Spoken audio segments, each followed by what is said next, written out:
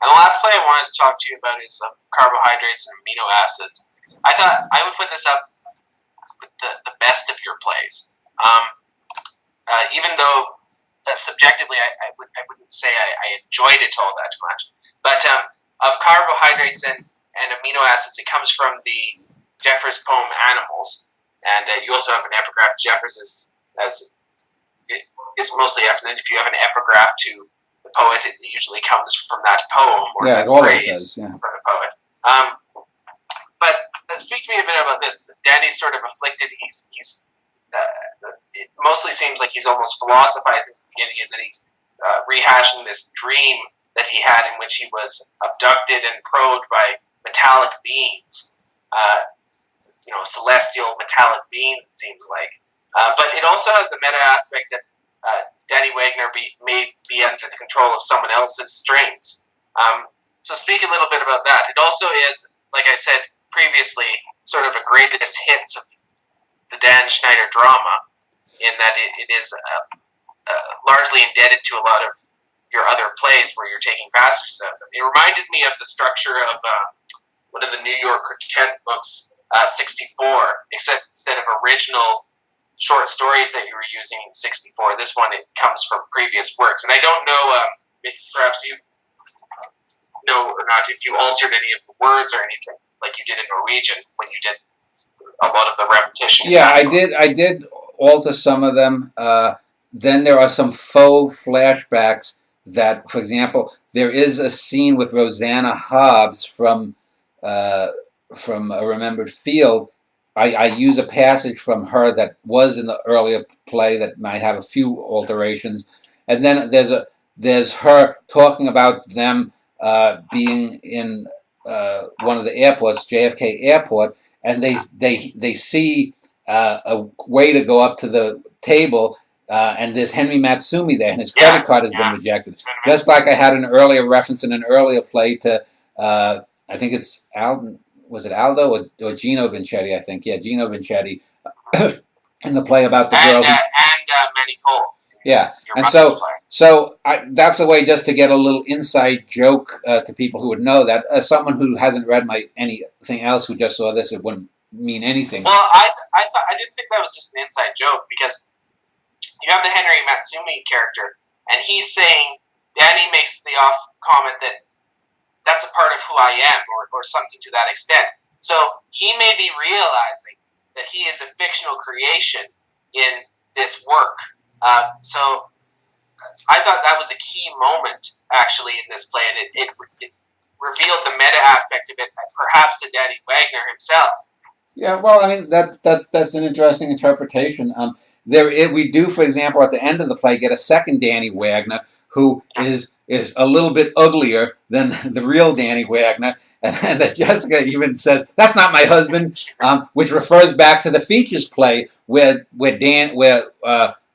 one of them is talking about the character Angie, and Danny had mentioned that there's an ugly Angie who works at the post office, which is true in real life, because the person that the Angie character is based off of, there's a woman at our local post office here in town that looks like an uglier version of her, and it's weird. But anyway, so getting back to the thing, that the Rosanna Hobbs character has that sort of faux thing that we didn't see in the play that she appears in.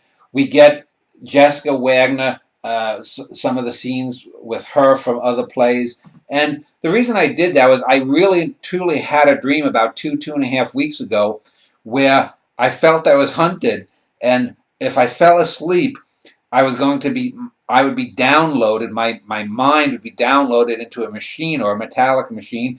And in the end of that dream, Jessica is downloaded and she's looking at me, but she still appears as she is. And so what is reality? And that's basically what this deals with. It's another one of these plays that's sort of like I, Other Than Human, that is beyond just a strict, drama. It has maybe some sci-fi elements, but it certainly has psychological elements. It uses 6 or 7 of the other plays, passages from Maydeen, from A Remembered Field, from one play we haven't talked about yet, about this fat girl who beat up Danny Wagner. Out of all the people, I thought it was strange. You had an extended dialogue with her, Yeah. About the aspects of play. The blob, as you Yeah. know, she goes on to malign you for calling her the blob, even as you bring up past ills that she inflicted upon others. Well, because that's a character that Danny Wagner did wrong, but he was also wronged by her to begin with,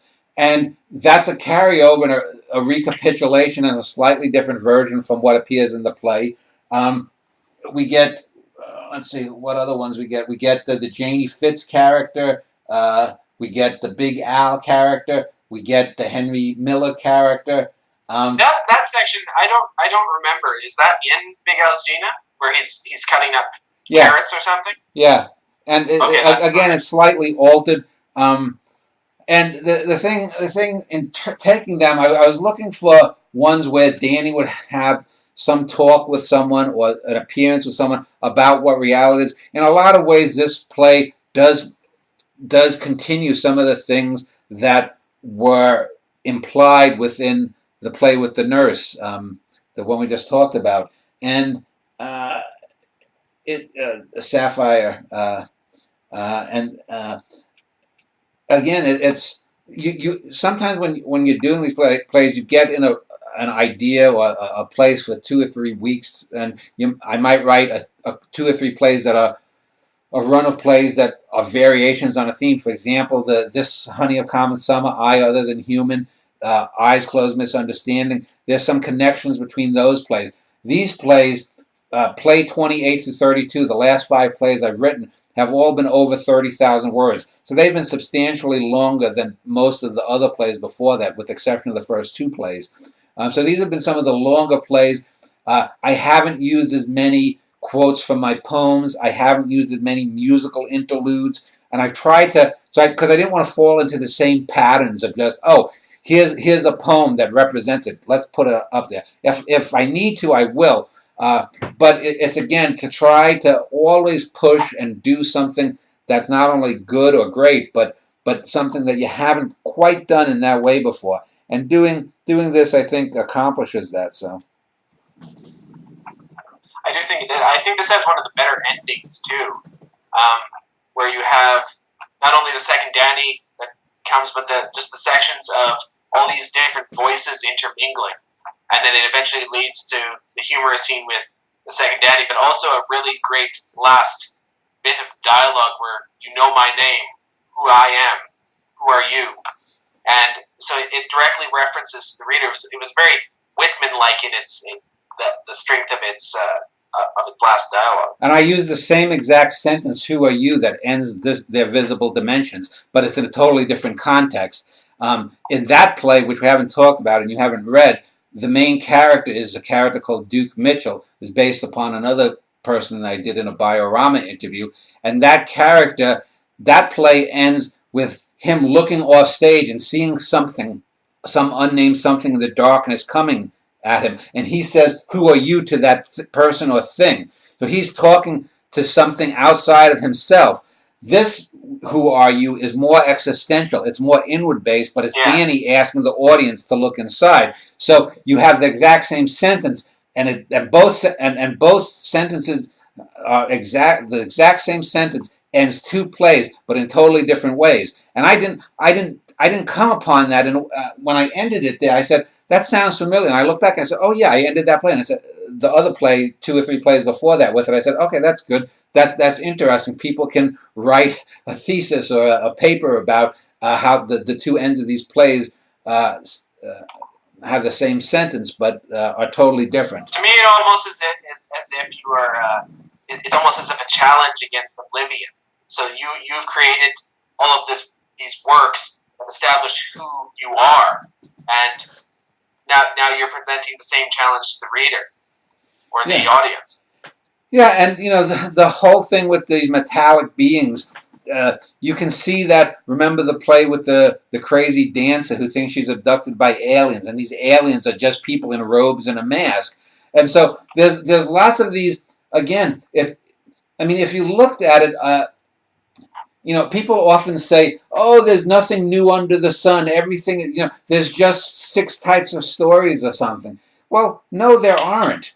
I mean, these plays are the greatest argument against that notion, because even though they have intertwinings with one another, there isn't a classical hero. Danny Wagner is not a classical hero. Yes, he's not necessarily an anti-hero. He's not a superhero. He's just the guy who's experiencing these things or referencing these things. And, uh, you know, what really happens in this play? Danny has memories. He's drawn back, just like he is with the nurse, Sapphire, like this. And so the idea that there are only a certain amount of stories or a certain amount of way to tell stories or to do this or that is just such bullshit. And anyone with intelligence should know that. So these You plays. also have scenes that would be extended, like in this birthday party play that I showed you, that would be extended for the entire length of the play. Scene 6 is a good example, where you just have Danny running away from these metallic beings. Yeah. And the reason that scene sort of has a power to it is because of the 5 prior scenes that establish his character. Whereas in the birthday play, they have all this stilted dialogue going on for 60, 70 pages. But also too, there's the strobe lights. I've used the strobing effects with Janie Fitz, and and so you have the earliest strobing effect, where the blackout effect, where you get that Stardust Memories scene with Dory kind of thing, which I reused that from the earlier Janie Fitz play. But then you also get this sort of quick strobing, so that it looks like there are some giant robots maybe chasing Danny or whatnot. But because there's the black and the quick strobing, and that scene might only last 30, 40 seconds, maybe a minute at the most, you don't know what's going on. You just hear heavy sounds, and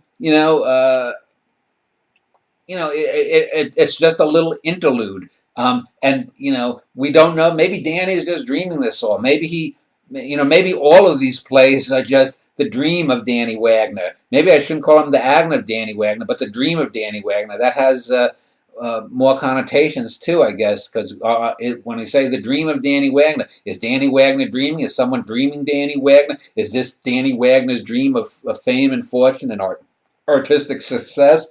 Who knows? But 32 plays I've written now, June to little February, so we're talking about 8.5 months, 32 plays. I've slowed down in the last few months because of the new job and because I've been doing these books on Amazon, and that takes time. And I'm going to be sending around poems now to some of these Irish presses that Laura. Are you going to be sending out any whole books then? Well, I'm gonna contact them. I'm gonna probably put together a selected poems thing. I'll send it to you and a few other people. See if you or Chin wants to write something about it. I'll probably send around American Sonnets and Holy Sonnets. Then I'll have to go through that big PDF and pull out some. And I can make 4 or 5 different collections that through the rest of the year I can make. I'm not going to put out any more prose books. Other than I got the selected, then I'll do the poetry the rest of this year, and then maybe next year, then I'll start putting out some of the actual short story collections and whatnot. I think we've sold, Jessica said, we've sold maybe about 25, 30 books. So I guess we've made about $70 or $80 in royalties with the few books she's put out, 3 books, and my 8 books, I think it is. But those, again, are just fishing lures. Hopefully someone somewhere will buy and read this and pass it on to someone and say, shit, look at this stuff. Why isn't this guy published? Why aren't these plays being performed? Because a lot of times when I send these plays around, I look at these videos, they'll have videos, a 3-minute YouTube video of this is play by Joe Schittelheimer, from 2016. And you'll watch the 3 plays. And there's absolutely generic. The characters speak generically. Their dilemmas are generic. It's like, why don't people want?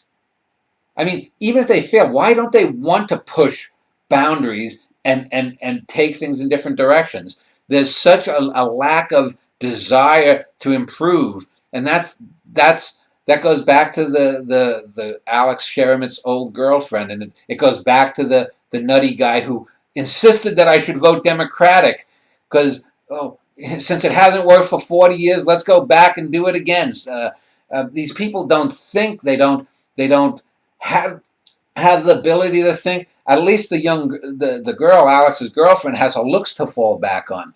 The other guy, he's a total mess.